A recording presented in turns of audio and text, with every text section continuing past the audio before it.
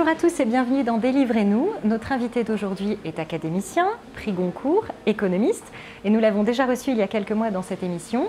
Éric Orsena est de retour avec un nouveau roman, L'entreprise des Indes, une coédition Fayard et Stock. Dans cet ouvrage, il donne la parole au frère de Christophe Colomb, le cartographe Bartholomé, qui raconte les années de fièvre à Lisbonne, précédant la grande expédition de son frère. On en parle tout de suite avec Éric Orsena.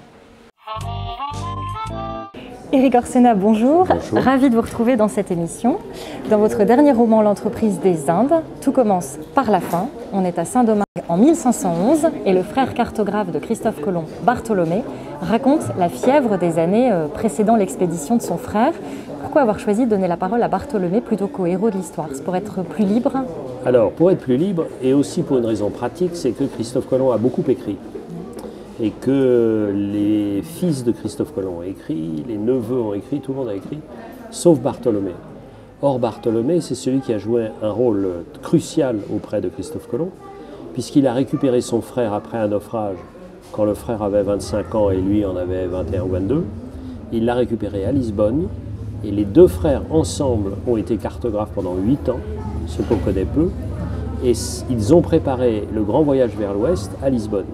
Lisbonne qui à l'époque était une sorte de capitale de la découverte, c'était une sorte de Silicon Valley des découvertes. Oui, on a l'impression que c'est une ville qui vit au rythme de ses découvertes. Qui vit au rythme de ses découvertes parce que d'abord Henri le Navigateur qui était un prince et ensuite tous les rois qui se sont succédés avaient rassemblé toutes les forces du Portugal mais aussi de l'Europe pour aller à la découverte du monde. La plupart des autres pays européens étaient en guerre, seul le Portugal était en paix, donc il avait les moyens de donner toutes ses forces à ce genre de grande entreprise. Et le travail, en fait, l'objectif c'était de trouver une nouvelle voie pour aller vers les Indes, la Chine, en gros l'Asie. Pourquoi? Parce qu'en Asie, il y avait des porcelaines, des soieries, etc., mais surtout des épices, qui étaient la richesse du temps.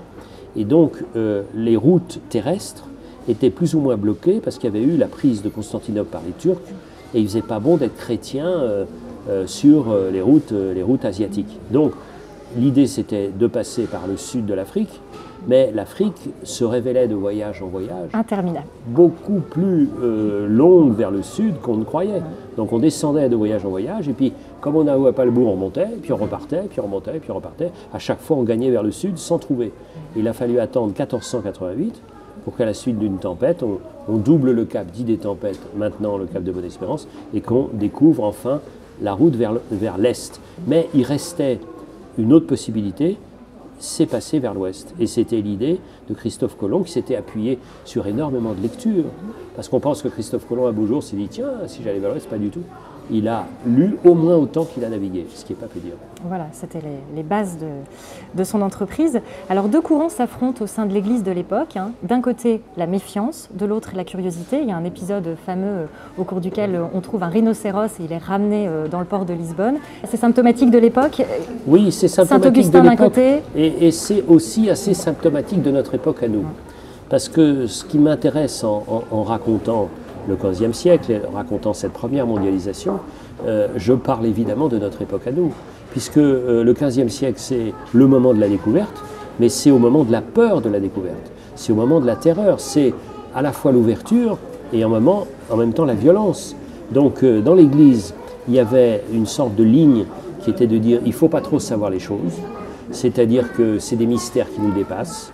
C'est la foi du charbonnier ou, selon une expression belle mais un peu terrifiante, qui vient de Saint-Augustin, c'est la sainte ignorance. Alors de l'autre côté, les dominicains, eux, ils veulent savoir. Ils veulent comprendre et ils pensent que la bonne voie pour atteindre Dieu, c'est le savoir, c'est la connaissance, c'est la science. Donc j'ai raconté aussi ça. C'est un univers qui est très passionnant parce qu'il parle un peu de nous, mais il y a de la légende, de la religion et de la science. Et tout ça est mêlé. Et Christophe Colomb, c'est un marin, donc il connaît, il sait un peu s'y retrouver dans les étoiles, dans les cartes du ciel. Mais en même temps, il est en plein dans la légende. C'est les légendes de ces îles flottantes ou de la ces terre îles, qui était plate. Voilà, de la terre qui était plate, de ces îles qui disparaissent.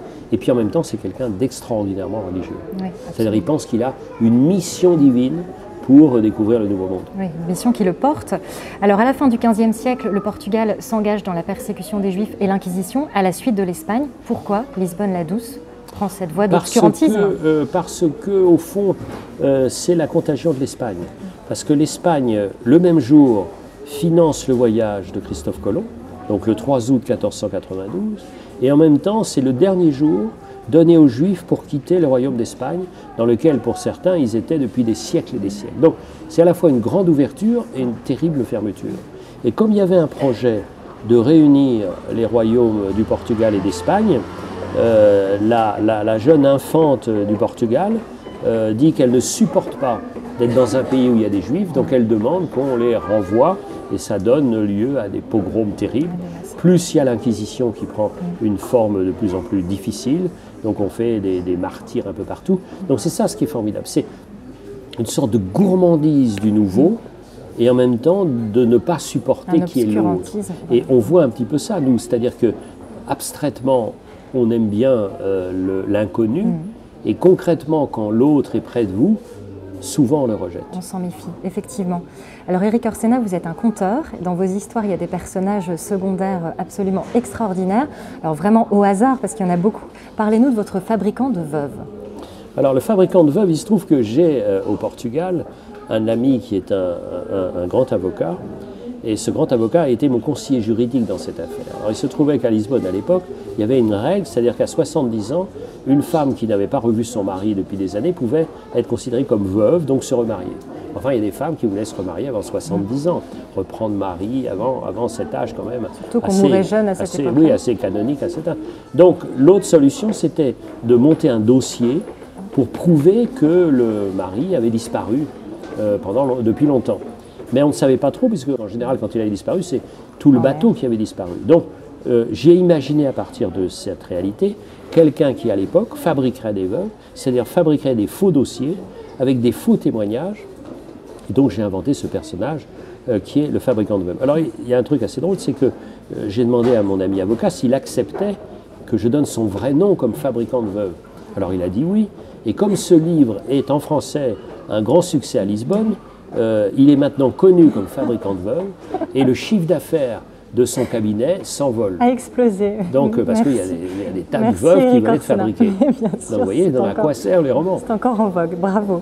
Cet ouvrage est donc un roman et non un récit historique. Vous écrivez, comme toujours, l'histoire racontée se nourrit de la vérité plutôt qu'elle ne la respecte. Mensonge et vérité forment un couple indissociable. Mieux, c'est par le mensonge qu'on agrandit la vérité. Pour le romancier que vous êtes, ce qui compte, ce n'est pas d'être dans le vrai, mais toujours dans le vraisemblable. C'est dans le vraisemblable parce que, je prends un exemple, je voulais expliquer le développement de l'algèbre. Et je me demandais comment intégrer l'algèbre. Alors je me dis que, au fond, le père de Christophe Colomb avait 3 fils. Et le père était pauvre parce qu'il était un peu dans le textile, ça ne marchait pas, dans le commerce du vin, ça ne marchait pas trop. Donc il se demande comment, au fond, être plus riche pour ses enfants.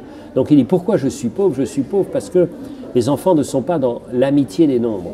Donc je vais les installer dans l'amitié des nombres, donc leur donner des cours d'algèbre. Et il trouve sur le port un ancien marin arabe qui est très bon en algèbre et qui raconte donc l'invention de l'algèbre en Irak en fait. Et donc à Bagdad, la maison de la sagesse et tout ça. Donc, et puis l'Ouzbékistan, tout cet endroit inouï de très très très haute civilisation.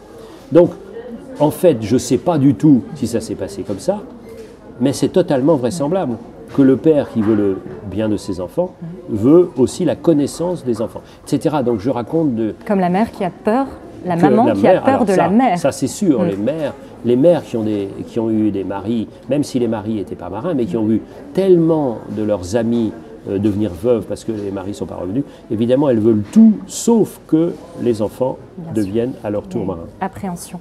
Alors Christophe Colomb avait tort face aux mathématiciens de Lisbonne. Il pensait atteindre le Japon puis la Chine par l'ouest. Il est tombé sur l'Amérique. Nul plus que Christophe n'a si constamment navigué entre mensonge et vérité, avec pour le premier une préférence marquée.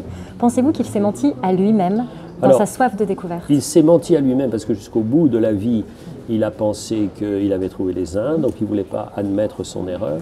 Mais ce qui est très intéressant, c'est que les mathématiciens qui ont rejeté le projet auprès du roi du Portugal, ils avaient raison.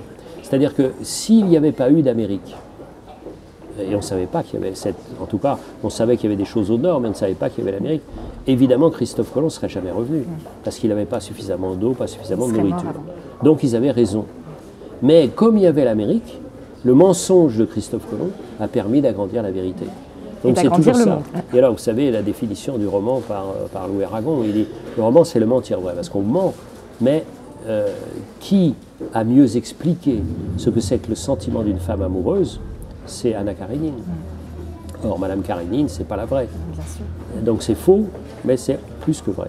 Donc le romancier, si on réussit son affaire, est plus que vrai par le mensonge. À la lecture du Devisement, qui est le récit de Marco Polo, Christophe Colomb s'exclame « Son orgueil est ridicule, il n'a fait que suivre des routes, je vais en inventer une ». C'est lui qui est d'un orgueil démesuré à ce moment-là, mais sans orgueil, pas de grande entreprise. Mais sans orgueil, sans monomanie, pas de grande entreprise. Quand on s'intéresse un peu à tout, on n'est pas dans cette énergie qui pense à tout. Vous voyez bien, les présidents de la République, ils pensent à leur destin, pas seulement en se rasant. Ils ont absolument cette obsession. Donc c'est pareil en amour, c'est pareil en sport, si on veut être...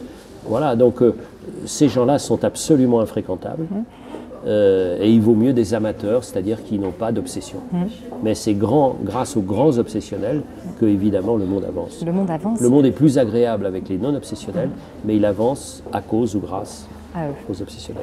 Vous évoquez l'enfance toujours préservée de petits Génois dans l'âme de Christophe Colomb. Alors justement, il faut de l'orgueil et aussi garder une part d'enfance? Bien sûr, parce que l'enfance, c'est l'audace du rêve. L'enfance, c'est la fidélité à soi-même. L'enfance, c'est l'apprentissage de cadeaux de ses parents. Et puis l'enfance, c'est se dire qu'au fond, il n'y a pas de limite. Et c'est que les terrains de jeu, il n'y a pas de limite. Au fond, l'enfance est beaucoup plus audacieuse que l'âge mûr. Autrement, on a toujours de bonnes raisons pour ne pas faire. C'est vrai. Cet ouvrage, c'est également le récit de la relation forte entre deux frères, fascination, jalousie, complicité, confiance. Vous vous étiez déjà penché sur la relation fraternelle dans la chanson de Charles Quint. C'est un thème qui vous tient particulièrement à cœur, personnellement? Oui, parce que j'ai un frère que j'aime beaucoup, qui est plus jeune que moi de 2 ans, un peu comme les frères Colomb. Ce frère est psychiatre, donc évidemment, je vois les jalousies, je vois ce que c'est la tendresse, je vois ce que c'est que vis-à-vis des parents, je vois la place que peut prendre quelqu'un d'un peu plus connu que l'autre. Enfin, je veux explorer ces questions-là. Et puis cette question est quand même très très passionnante parce que c'est vrai, c'est-à-dire les frères Colomb, ils ont été ensemble presque, enfin dans les moments cruciaux, ils étaient ensemble. Et ce Bartholomé-là, qui bien sûr a existé, et c'est un personnage historique tout à fait reconnu, bien c'est à lui que Christophe Colomb a confié la première responsabilité d'Hispaniola, de l'île de Saint-Domingue aujourd'hui. Et ce qui est assez amusant, c'est que au fond, la famille Colomb, c'est un peu comme la famille Bonaparte. C'est-à-dire que quand il y en a un qui réussit, tous les autres doivent avoir des places. D'ailleurs, c'est assez normal, puisqu'ils étaient génois, et vous savez que Gênes a dominé la Corse pendant très longtemps. Donc au fond, Colomb, et d'ailleurs, quand vous allez à Calvi, on dit que Christophe Colomb est né à Calvi. Oui. Se l'approprie. Arrivé à la fin de sa vie, Bartholomé Colomb culpabilise d'avoir participé au massacre des Indiens. Il faut dire qu'il y a de quoi. Voilà, et c'est ce qui donne toute sa force à cette confession imaginaire, c'est qu'il l'a fait à Las Casas, qui est l'auteur de l'histoire des Indes et qui a été un défenseur des Indiens. Donc on peut imaginer que l'un a une influence sur l'autre à ce moment-là. Oui, alors, je ne sais pas bien sûr. Si Las Casas, qui a fait ce livre magnifique, on peut lire en 3 tomes au seuil sur la découverte des Indes. Et donc, je ne sais pas s'ils se sont rencontrés, mais forcément ils se sont rencontrés. Il y avait au fond peu d'Espagnols à l'époque. Et comment ce dominicain qui a comme projet de raconter la grande histoire de la découverte des Indes, ne prendrait pas contact avec le frère de Christophe Colomb, qui est revenu mourir là? C'est impossible, ils se sont forcément parlé. Bien sûr, restez à imaginer voilà, les dialogues. Bonheur de se mettre à la place d'un dominicain et d'un navigateur du début du XVIe siècle, vous imaginez. Vous constatez que chaque livre invente sa route, il va aussi libre parmi toutes les histoires possibles que chaque bateau sur la mer entre toutes les destinations, c'est-à-dire qu'un ouvrage échappe aussi à son auteur? Il échappe, quand il est bien construit, il échappe comme un bateau qui est bien construit, il navigue pour vous. Donc à un moment donné, on laisse le bateau naviguer. De toute façon, vous savez, c'est comme avec la nature, comme en amour aussi, il faut plutôt aller avec que contre. Suivre le Voilà, il faut avoir l'obstination et puis ensuite on laisse aller. Alors ce livre est dédié à une certaine Isabelle. Est-ce qu'il s'agirait d'Isabelle Autissier, la navigatrice? C'est pas Isabelle Autissier, c'est pas Isabelle la catholique, tout le monde cherche. Tout le monde cherche, tout le monde. Et comme j'ai beaucoup de femmes qui s'appellent Isabelle, ils disent qui c'est. Ah, mystère. C'est dommage d'ailleurs, vous appelez pas Isabelle, ça pourrait être... Non, sinon j'aurais aimé y croire. Oui, oui. Dans Madame Bas, en 2003, vous écriviez « Le héros est une variante de l'explorateur, lui-même voisin de l'écrivain, chevalier de la curiosité ». Il y a une vraie parenté pour vous entre écrire et explorer? Ah, c'est pareil. C'est pareil. Tout roman est une exploration. Vous savez, j'écris quand je ne comprends pas quelque chose. C'est vous dire que j'ai aucun problème de sujet, parce que je comprends de moins en moins de choses, donc j'ai de plus en plus de sujets. Alors vous irez vers le recyclage des matières premières prochainement? Oui, matières premières, recyclage. Donc je pars pour la Bolivie au mois de septembre, ensuite en novembre j'irai au Congo, puis j'irai en Chine, au Bangladesh, en Afrique du Sud. Je repars. C'est la casquette du reporter. Je repars. Et justement avec Isabelle Autissier, on partira normalement l'été, pas celui qui vient, mais l'été d'après. Et on sera 7 semaines dans le détroit de Bering. D'accord, un beau projet. Oui, alors pour terminer, lorsque Bartholomé Colomb pense « Dieu n'a vraiment voulu que la mer et la musique, le reste de sa création, notamment la terre ferme, les hommes et leur langage n'est que brouillon », c'est Éric Orsena là qui parle. Je suis absolument d'accord avec ce que j'ai inventé pour Christophe Colomb. Très très bien, tout est logique, tout est limpide. Je suis d'une cohérence absolue. Un peu malade mental, mais cohérent. Merci beaucoup Éric Orsena. Merci. Et puis l'entreprise des Indes, donc coédition Fayard et Stock à découvrir absolument. Merci beaucoup. À présent, parlons polar, mais attention, pas n'importe quel polar. Dans le Tableau Noir, la scène du crime se situe à Amiens. Nous avons rencontré l'auteur du livre, Claude Tillier. Dans le Tableau Noir, une école amiénoise est le théâtre de plusieurs crimes. Nous avons retrouvé Claude Tillier dans le restaurant où il a imaginé un dîner entre la principale suspecte et son héroïne, Sarah Mitchell, une femme flic au caractère bien trempé. Effectivement, elle a un petit penchant pour la vodka et en plus elle tombe amoureuse de la suspecte. C'est plutôt, on va dire, proche de l'univers de Dexter plutôt que Julie Lescaut. Ça n'a rien à voir.